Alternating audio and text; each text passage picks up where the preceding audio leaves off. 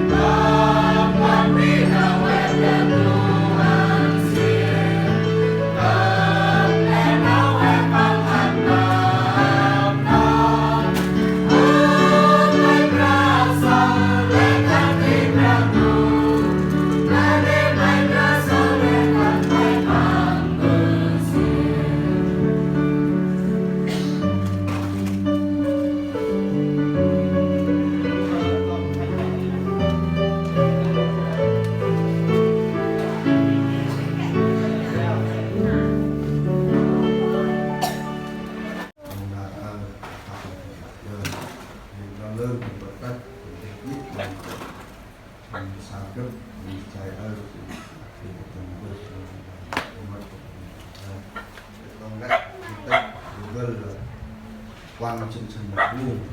bảo nó kể từ cái ngang cái trực tiếp tay ngang thì để ăn lo bác trực tiếp tay ngang còn được gan thì thực tinh nhân được thuộc tốt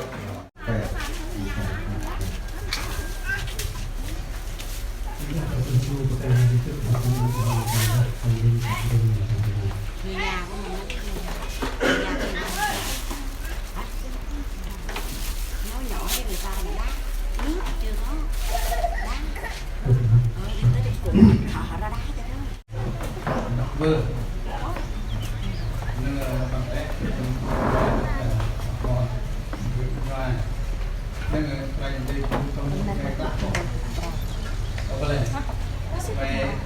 anh không theo là chút còn vui à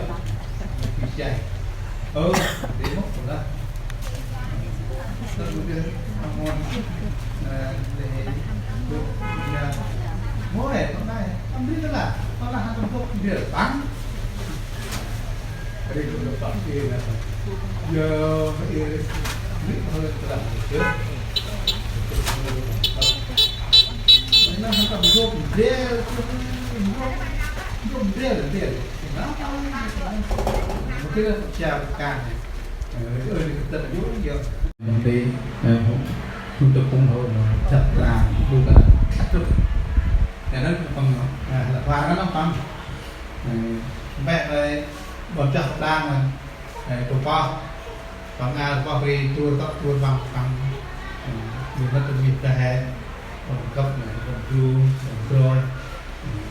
còn bạn đây chia sẻ thì phạt ở tận đồ dưới ôi sự cho phép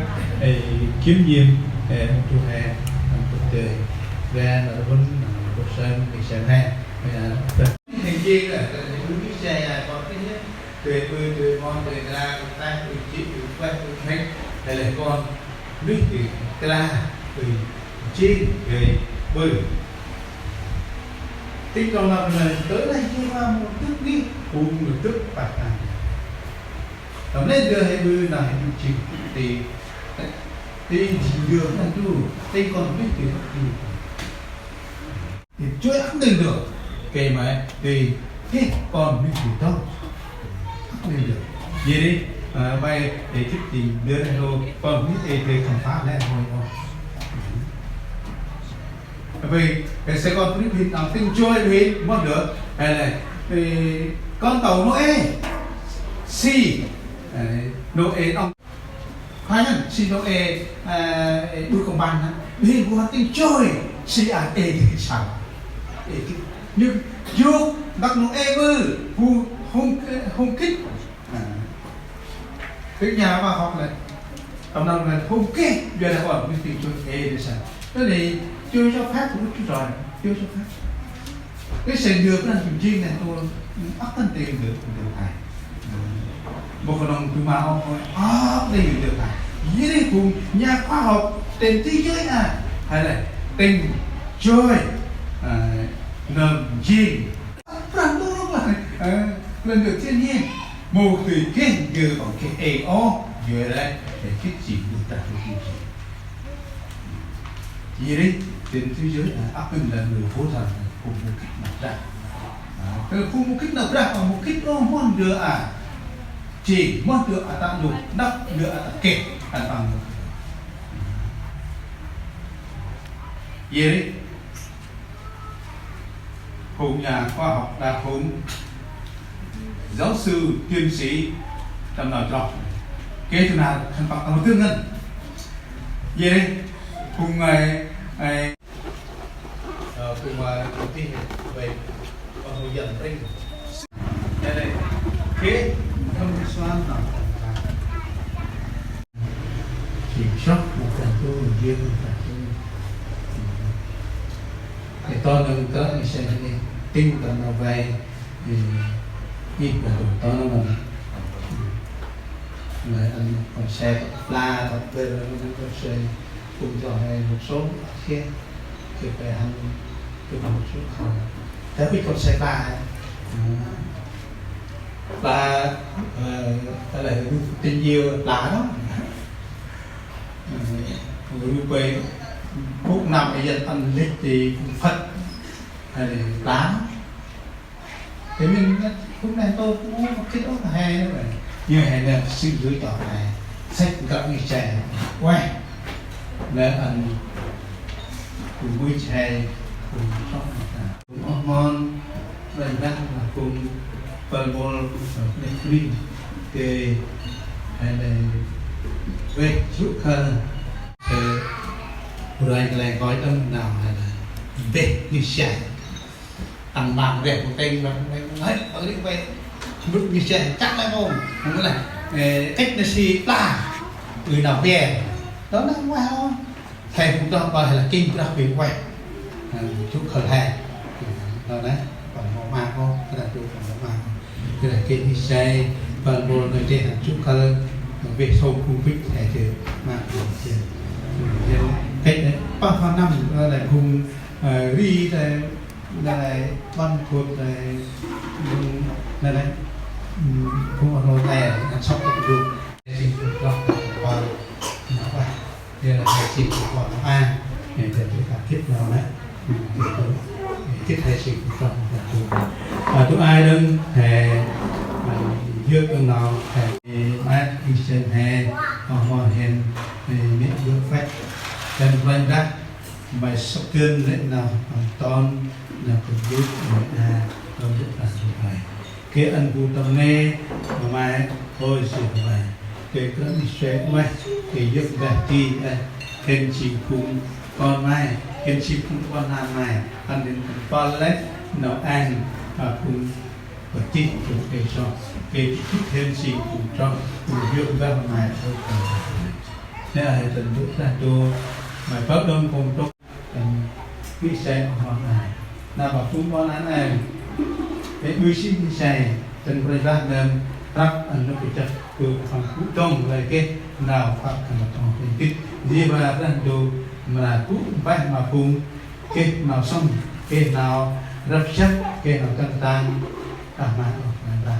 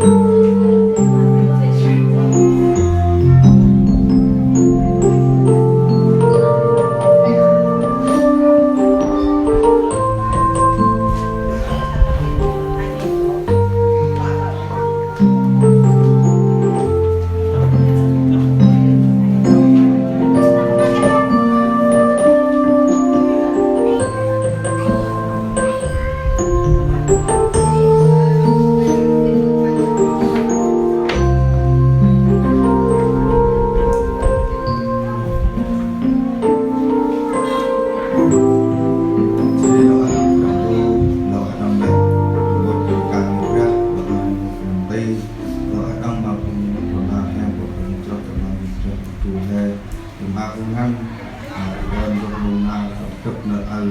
từ đó lên cũng từ lên quan lên cũng bao lên từ sát cấp thì nó lên ông cũng tầm rút ông mà lại còn tay từ cam ra từ tiếp từ nó ao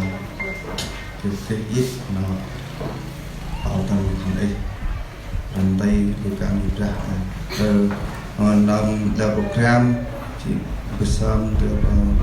bersam program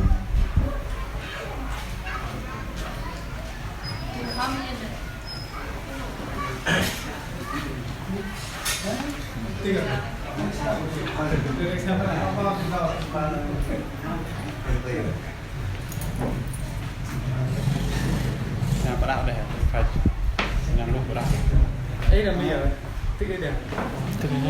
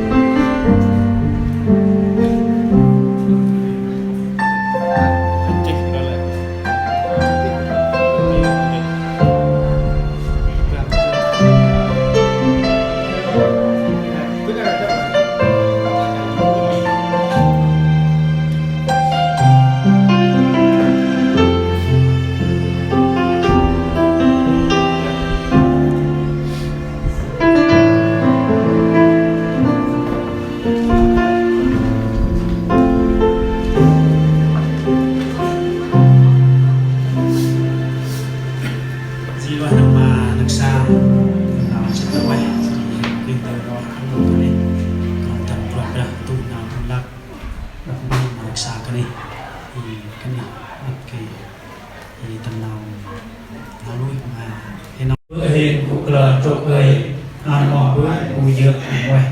ăn bòn bì đại bùi quỷ tập ăn lòng ít là chỉ cho anh tu tập.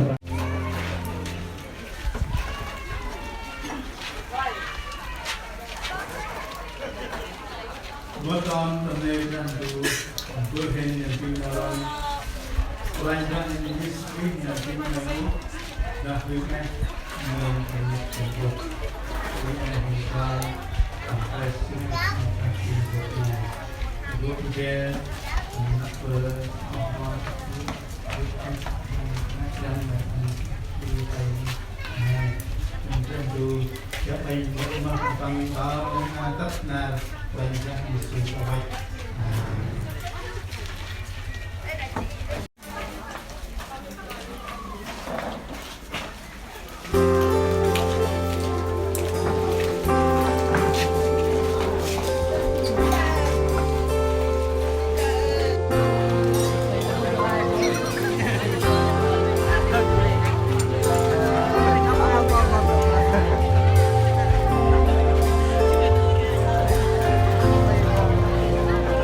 We give thanks with a grateful heart. Give thanks to the Holy One. Give thanks because He's given Jesus Christ, His Son. Give thanks with a grateful heart. Give thanks to the Holy One. Give thanks because He's given Jesus Christ, His Son. lawan ma prandu kan lawan la muda bukan punjul hai di matamna lawan set lawan ma prandu lawan di tamna namdi lệ ngôi bukan punjul hai di mat tamnar a tam gốc riêng tam nòng ác lập nghi chém hai riêng mà con dưa mẹ bự phách tam nar a lo lên cập tăng an mà nạc vân rất là oai mà lệ ngôi bukan hai riêng mà gừng can nghiệp ra coi nằm đây lão em mà là một bộ phận hen là mồm nan tâm gốc riêng tầm nòng ác lập nghỉ chém he riêng mà còn dưa tầm nàn an khen pran du cùng riêng mà lại một bột bẩn he khi nào đầm băng chỉ để nào mà oai mã tầm nạn a tầm gốc riêng tầm nào mà lập nghìn chèm he tầm nạn a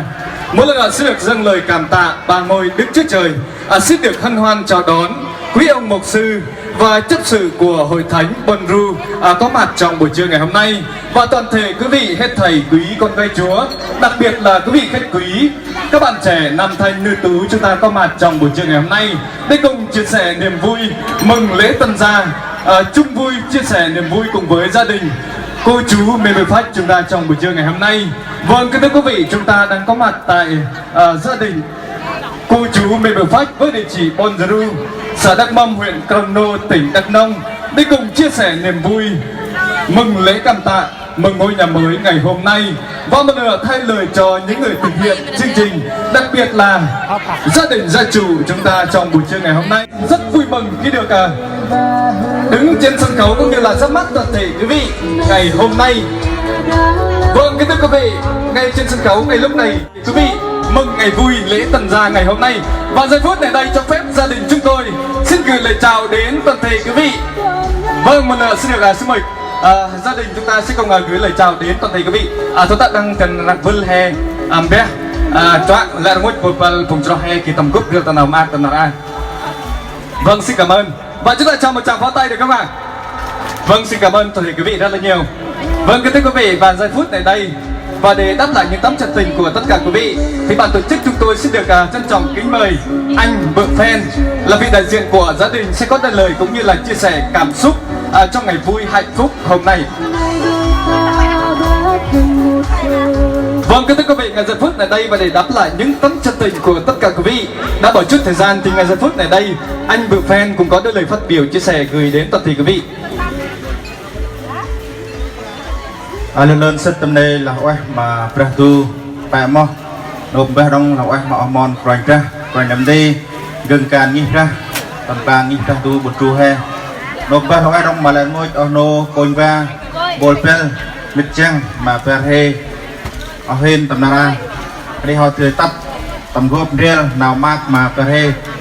bị bữa phách tầm nara rồi mar mông nar mà nặc xa tầm nara nặc xa một lao vượt tươn mà khán ấy nòng chân trang tu quanh ra thì dỗ ăn chân áp nâm hay thì dỗ ăn mà phải khẩn băng nạp làm được sông xa tầm ra mò tông chân hè thì dụ riêng mà nặc xa cái cực tần là ơi mà áp nâm hay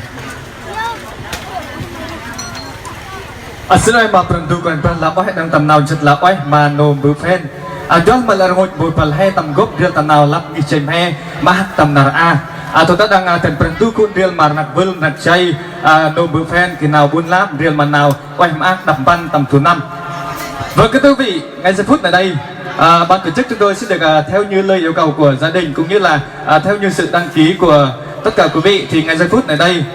xin mời quý vị chúng ta có những phần quà dành tặng cho gia đình gia chủ thì xin mời quý vị chúng ta sẽ cùng chuẩn bị và cùng trở về với sân khấu chúng tôi ạ. Vâng, kính thưa quý vị, và món quà đầu tiên vâng sẽ được ban tổ chức chúng tôi sẽ được trân trọng kính mời anh chị Hoàng Bích sẽ có những phần quà.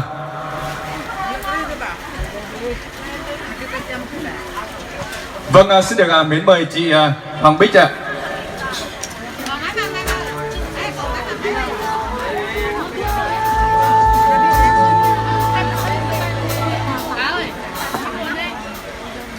Tôi đang lại oai mà pernah dukan là oai mà lại ngồi một pal hay tôi là hay kia nam rap tanau ambal nào rong bar naksa tôi đang chân lại ngồi một pal hay tim rap cái plak đang real mà sân khấu cái ngắt pal cho làm mùng hè mỏ cái chuông ô.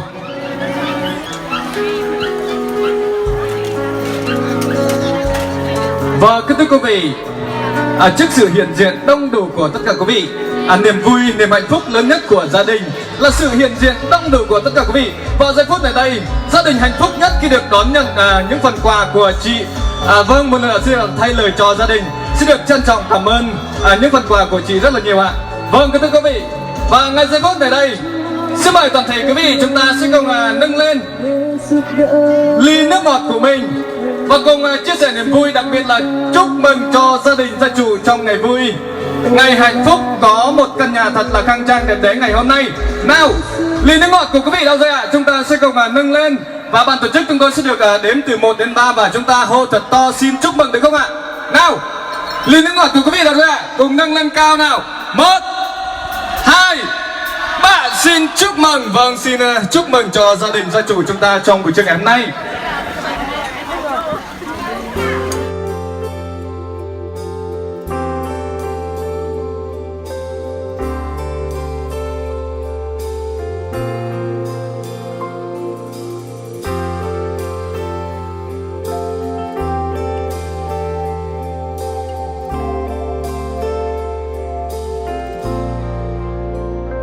We give thanks with a grateful heart. Give thanks to the Holy One. Give thanks because He's given Jesus Christ, His Son. Give thanks with a grateful heart. Give thanks to the Holy One. Give thanks because He's given Jesus Christ, His Son. And now let the weak say, I am strong. Let the poor say, I am rich because of what the Lord has done for us. And now let the weak say, I am strong. Let the poor say, I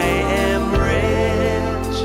because of what the Lord has done for us. Give thanks.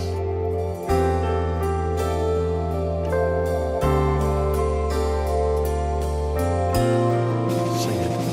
We give thanks with a grateful heart. Give thanks to the Holy One.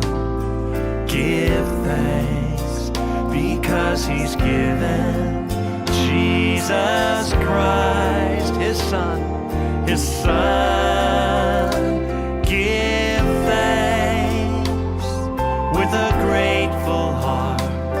Give thanks to the Holy One. Give thanks because He's given Jesus Christ, His Son. And now let the weak say, I am strong. Let the poor say, I am rich because of what the Lord has done for us. And now let the weak say it, I am strong, oh yes. Let the poor say, I am rich because of what the Lord has done for us. Give thanks. Oh, we give you thanks. We give thanks. We give thanks.